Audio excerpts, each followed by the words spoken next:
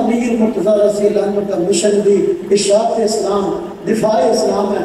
آپ دیکھ لیں جب ہجرت فرمائی ہے حضور نبی پاک صلی اللہ علیہ وسلم اس مشکل موقع پر اپنے بستر پر سیدنا علی بن مرتضیٰ رضی اللہ عنہ کو لٹا کر چلے گئے ہیں۔ پوری دنیا آپ دیکھ لیں کہ پوری دنیا اس وقت مخالف، مکہ والوں نے گھر کا گھراؤ کیا ہوا چاروں طرف سے، سیدنا علی بن مرتضیٰ کو اپنی جگہ پر چادر لٹا کے چلے گئے۔ یہ کیا ہے؟ یہ دفاع اسلام ہے۔ حضور نبی پاک صلی اللہ علیہ وسلم کا تشریف لے گئے، امانت سیدنا علی کے سپرد کر دی، فرمایا اے علی آپ یہاں رہو اور امانت سپرد کر کے واپس آ جانا۔ اس مشکل موقع پر جب آپ صلی اللہ علیہ وسلم کی جان کا خطرہ ہے اور شہید کرنے کے لیے عرب کے قبائل گھر کا گھراؤ کیے ہوئے، اس مشکل موقع میں اگر ابو بکر صدیق صاحب نظر آتے ہیں، سیدنا علی مرتضیٰ بھی ساتھ دیتے ہیں، نظر آتے ہیں۔ دفاع اسلام حضرت سیدنا علی رضی اللہ تعالی عنہ تمام جنگوں میں حضرت سیدنا محمد صلی اللہ علیہ وسلم کے ساتھ آتے ہیں۔ جتنی مشہور جنگیں ہیں سیدنا علی رضی اللہ عنہ کے جنگی کارنامے اس میں نمایاں ہیں، خاص طور پہ بدر اور احد۔ کیا یہ تو ہے ہی ہے، اور غزوہ حنین میں ثابت قدمی تو ہے ہی ہے۔ خیبر کے موقع پر سیدنا علی مرتضیٰ رضی اللہ عنہ کے متعلق حضور نبی پاک نے فرمایا کل کو میں جھنڈا اس شخص کے ہاتھ میں دوں گا جس سے اللہ اور اس کا رسول محبت کرتا ہے۔ سیدنا علی رضی اللہ تعالیٰ عنہ کے ہاتھ میں جھنڈا آیا، اللہ تبارک و تعالیٰ نے وہ خیبر جو کئی دن سے فتح نہیں ہو رہا تھا، حضرت علی رضی اللہ عنہ کے ذریعے خیبر فتح ہو۔ تو میرے بھائی یہ اشاعت اسلام ہے، دفاع اسلام ہے، جہاد کے ذریعے بھی دفاع اسلام ہو رہا ہے۔ سیدنا علی مرتضیٰ رضی اللہ تعالی عنہ عقیدہ ختم نبوت کی حفاظت کرتے نظر آتے ہیں۔ میں اس پہ دو باتیں عرض کرتا ہوں۔ سیدنا علی مرتضیٰ رضی اللہ تعالی عنہ کو آپ صلی اللہ علیہ وسلم ایک موقع پر مدینہ طیبہ میں چھوڑ کے گئے نگران بنا کر کہ آپ یہاں اہل و عیال اس حالات کے نگران ہیں۔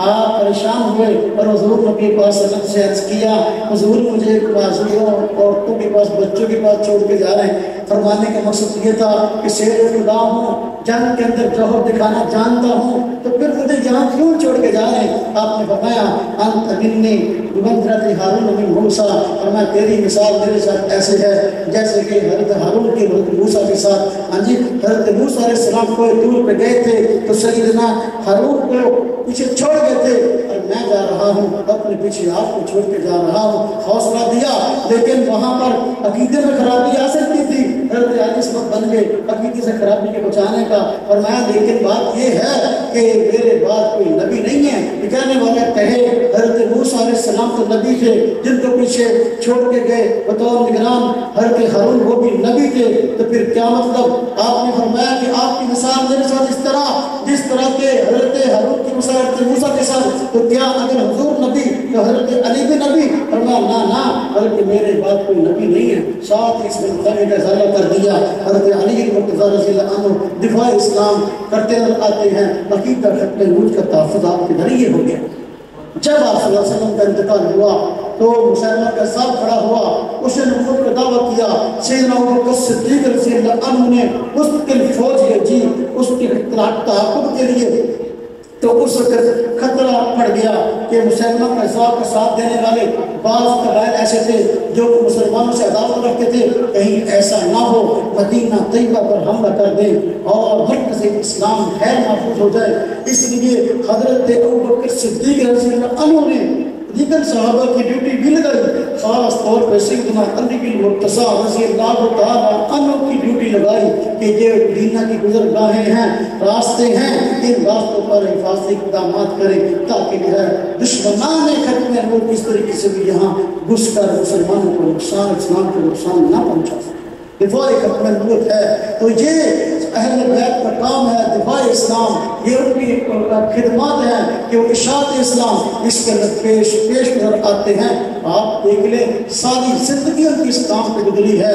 آپ سیدنا عثمان رضی اللہ تعالیٰ عنہ جب آپ کو شہید کرنے کے لیے بلوائی آئے، مختلف طرح کے منافقین اکٹھے ہو گئے، سیدنا علی رضی اللہ عنہ حضرت عثمان رضی اللہ عنہ کا دفاع کرتے نظر آتے ہیں۔ ان کو پتہ تھا حضرت عثمان رضی اللہ عنہ کا دفاع در حقیقت جو ہے یہ اسلام کا دفاع ہے، اسلام کے مستقبل کا دفاع ہے، اس لیے انہوں نے پانی بند کر دیا، لیکن حضرت علی رضی اللہ عنہ نے مشقت کے ساتھ پانی پہنچایا۔ ان حضرات نے جب قتل کے اقدامات کیے، سیدنا علی المرتضی رضی اللہ عنہ نے اپنے بیٹے حضرت حسن کو، حضرت حسین رضی اللہ عنہ کو حفاظت کے لیے بھیجا، اور جب بلوائیوں نے حضرت عثمان پہ حملہ کیا تو وہاں حضرت حسن رضی اللہ عنہ بھی زخمی ہو گئے۔ اسلام کا دفاع ہے، سیدنا علی مرتضی کر رہے ہیں۔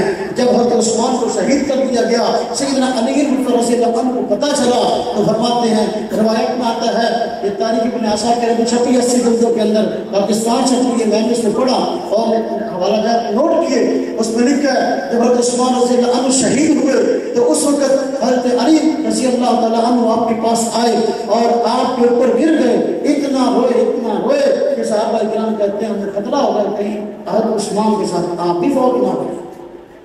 ہاں جی، کتنا روئے، اور پھر لوگ بیعت کے لیے بھاگے حضرت علی رضی اللہ تعالیٰ عنہ کی کہ آپ ہم بیعت کر لیں، ہماری بیعت کر لیں۔ وہ زیادہ بیعت میں جنرل شور وور کرنے والے، پیر کرنے والے وہی تھے جنہوں نے حضرت عثمان کو شہید کیا تھا، اس لیے ہماری بیعت کرنے پر میں کیسے بیعت کروں جب تک حضرت عثمان رضی اللہ تعالیٰ عنہ کا جسم مبارک زمین پہ شہید پڑا ہے، ابھی دفن بھی نہیں کیا گیا، میں تمہاری بیعت کیسے کر لوں؟ بھاگے گئے لوگ اور عثمان رضی اللہ عنہ کو دفن کیا گیا، پھر بیعت کے لیے آئے۔ تاریخ ابن عساکر میں لکھا ہے، حضرت علی رضی اللہ عنہ خود فرماتے ہیں، اور غالباً جنگل کے دن کی بات ہے کہ آپ نے فرمایا مجھے وہ دن یاد ہے جب مجھے خلیفہ لوگوں نے چنا، میری بیعت کی، میں سواری پہ سوار تھا، جب پہلے بندے نے مجھ کو امیر المومنین کہہ کے پکارا، حضرت عثمان رضی اللہ عنہ کے شہید ہونے کے بعد میرا کلیجہ باہر آ گیا، یعنی ایسا تھا، اتنا دکھ ہوا کہ حضرت عثمان رضی اللہ عنہ کو شہید کر دیا گیا، اس کی جگہ امیر مجھے بنایا گیا۔ پہلے شخص نے جب امیر المومنین کہہ کے پکارا، فرماتے قریب تک میرا کلیجہ باہر آتا، اور فرمایا کہ میں سواری سے اونچے منہ گر گیا۔ حضرت عثمان رضی اللہ عنہ کی شہادت کا اتنا دکھ ہے، دفاع اسلام کے اپنی صلاحیت خرچ کی۔ یہی گواہی جب اختلاف ہوا، حضرت سیدنا معاویہ رضی اللہ عنہ نے اور ان کے ساتھ صحابہ کرام نے رائے پیش کی ان کو جلدی قتل کیا جائے، حضرت عثمان کا بدلہ لیا جائے، چونکہ حضرت علی رضی اللہ عنہ خلیفہ راشد تھے اور آپ بہتر یہ سمجھتے تھے کہ اگر ان کو قتل کیا تو بہت بڑی جماعت ہے، یہ سازشی لوگ ہیں، اس لیے یہ زیادہ نقصان پہنچا سکتے ہیں۔ فرمایا ابھی ذرا حالات قابو میں کر لیں پھر ان سے نپٹیں گے، لیکن ان لوگوں نے حضرت علی کی جماعت میں رہ کر اتنا بڑا انتشار برپا کیا کہ خود دو بڑے فتنوں کی شکل میں الگ ہو گئے۔ ایک فتنہ خوارج کی شکل میں الگ ہوا، ایک فتنہ روافض کی شکل میں الگ ہوا۔ سیدنا علی المرتضی رضی اللہ عنہ کے ساتھ مل کر علی کرنے والے ایک جہاں تک پہنچے، عبداللہ بن سبا اور اس کا گروپ تھا جنہوں نے حضرت عثمان کو شہید کیا تھا، حضرت علی کے ساتھ مل کر سیاسی پناہ لے لی تھی۔ حضرت علی رضی اللہ عنہ حالات کا انتظار کرتے کہ ان سے نپٹے، اب انہوں نے حضرت علی رضی اللہ عنہ کی جماعت میں رہ کر ایسے نظریات کا پرچار شروع کیا جس کا تعلق سیدنا علی المرتضی سے نہیں تھا۔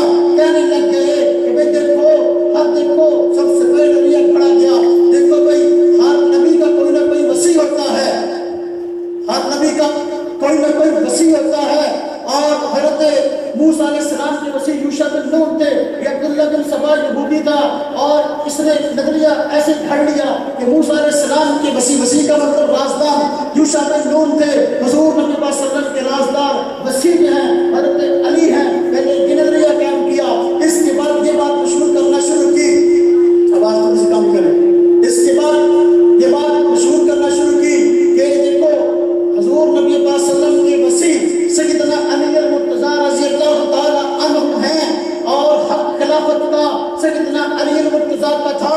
ابوبکر صدیق، عمر فاروق، عثمان نے اس حق کو قسم کر لیا اور جہاں تک بات کرنے شروع کر دی، حضرت علی رضی اللہ تعالی عنہ یہ صرف انسان نہیں بلکہ یہ خدا ہے، خدا کا روپ ہے۔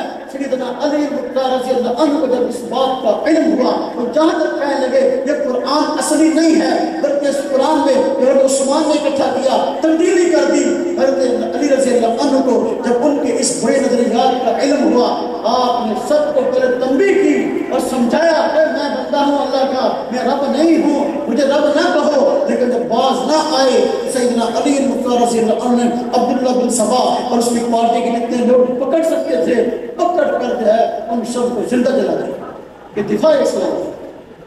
تب اسلامی نظریات میں بگاڑ آ رہا تھا، وہ نئے نظریات پیش کر رہے تھے، اس نے نظریہ پیش کیا، دیکھو ہم کہتے ہیں عیسیٰ علیہ السلام دوبارہ آئیں گے، اگر عیسیٰ علیہ السلام آ سکتے ہیں تو حضور کو نہیں آ سکتے، نئے نظریہ پیش کرتے ہیں۔ اگر عیسیٰ علیہ السلام نے تو دجال قتل کریں، اور یہودیوں نے ان کو جھوٹا مسیح سمجھ کر قتل کرنے کے لیے کوشش کی تھی، لمبی بحث ہے، باہر کیا نظریہ دے دیا، عقیدہ بچا کر دوبارہ آئیں گے۔ آج کے نظریات کا حامل کون ہے؟ آج کے نظریات قرآن اصلی نہیں ہے، اہل بیت دوبارہ آئیں گے، یہ نظریات کا حامل کون ہے؟ سیدنا علی المختار رضی اللہ عنہ نے تو ان لوگوں کو زندہ جلا دیا تھا۔ دوسرا ایک فتنہ خوارج کی شکل میں نکلا، وہ صلح نہیں چاہتے تھے، وہ چاہتے تھے مسلمان آپس میں لڑیں۔ سیدنا علی المختار رضی اللہ عنہ کی صف میں گھسے تھے تاکہ مسلمانوں کے اندر انتشار پھیلا سکیں۔ چنانچہ یہ دو جنگ جمل صفین جو ہو گئی نا، اس کے اندر پیچھے انہی لوگوں کا ہاتھ تھا۔ حضرت علی رضی اللہ عنہ کی جماعت میں گھسے تھے، نظریات برے والے تھے، اور ان کا ایک کا حشر تو حضرت علی رضی اللہ عنہ نے یوں کیا، اور دوسری جماعت خوشی ہوئی تھی۔ جمل کے موقع پر صلح ہو گئی صحابہ کرام کی آپس میں، اور علی رضی اللہ عنہ فرمایا میں ان قریب قاتلین عثمان سے بدلہ لوں گا، اور اعلان کر دیا میری جماعت میں قاتلین عثمان سے کوئی نہ ہم نکل جائے یہاں سے۔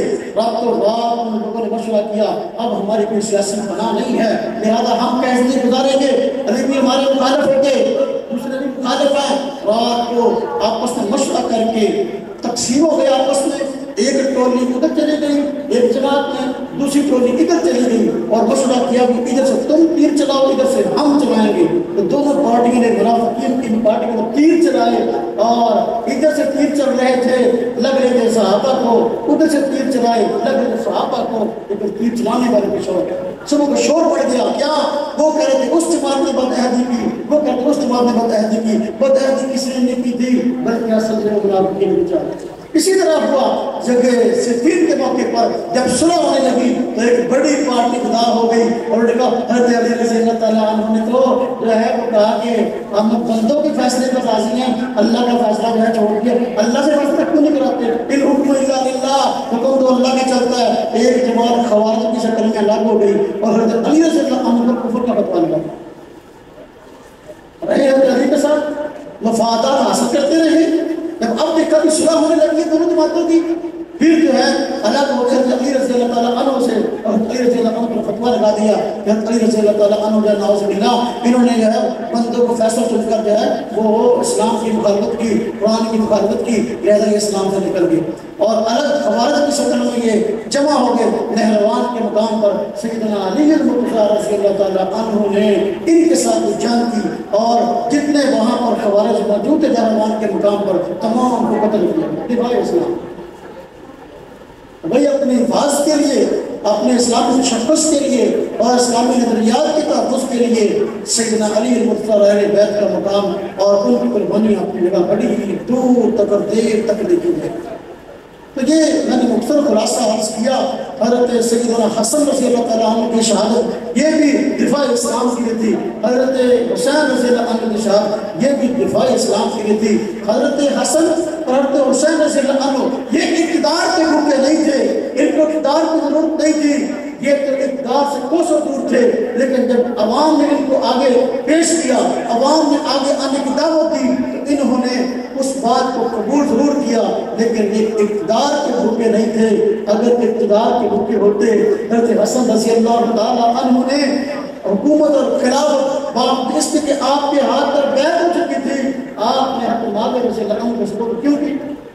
اسی وجہ سے سپورٹ کی تھی نا، یہ لوگ اقتدار کے بھوکے نہیں تھے۔ حضرت حسین رضی اللہ عنہ اقتدار کی حاصل سے سیدنا حسین رضی اللہ عنہ خط لکھے گئے، سیدنا حسین رضی اللہ تعالیٰ عنہ ان خطوں کی بنا پر جو ہے وہ چلے اور کوفہ والوں کی بات سننے کے لیے اور معاملات کو نپٹانے کے لیے، لیکن وہ کوفہ والے سارے کے سارے پھر گئے اور دھوکہ دیا۔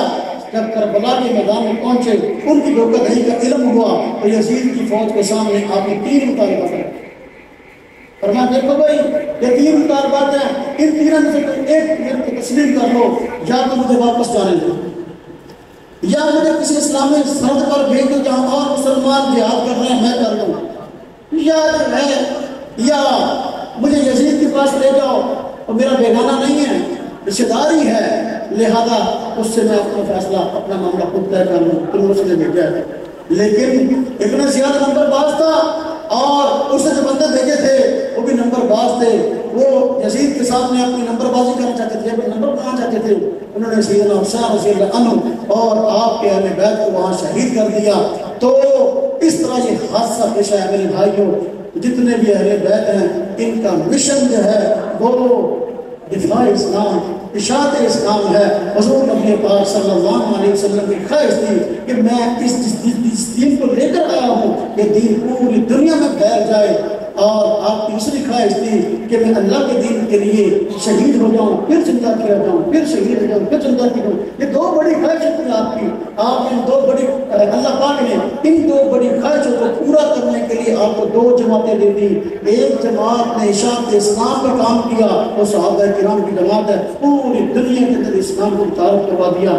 ایک جماعت کو شہادت کا احساس عطا کیا، وہ سارے جماعت سلسل کے ساتھ باپ کے بعد بیٹا پھر بیٹا پھر بیٹا شہید ہوتے آ رہے ہیں۔ تو یہ شہادتوں کا سلسلہ حضور نبی پاک صلی اللہ علیہ وسلم کی خواہش ہے، اور پوری دنیا میں اسلام کا پھیلنا یہ بھی آپ صلی اللہ علیہ وسلم کی خواہش ہے۔ صحابہ کرام نے ایک خواہش کو پورا کیا اور دوسری جماعت نے دوسری خواہش کو۔ اس کا یہ مطلب نہیں کہ ایک نے ایک کام کیا دوسرا نہیں کیا، غلبہ تھا ایک پر ایک چیز کا، دوسرے پر دوسری چیز کا، مگر نہ دفاع اسلام اشاعت اسلام ہے۔ میرے بھائیوں، میرے دوستوں، میرے عزیزوں، اتنی بات ہوگی، میرا خیال ہے اتنی کافی ہے۔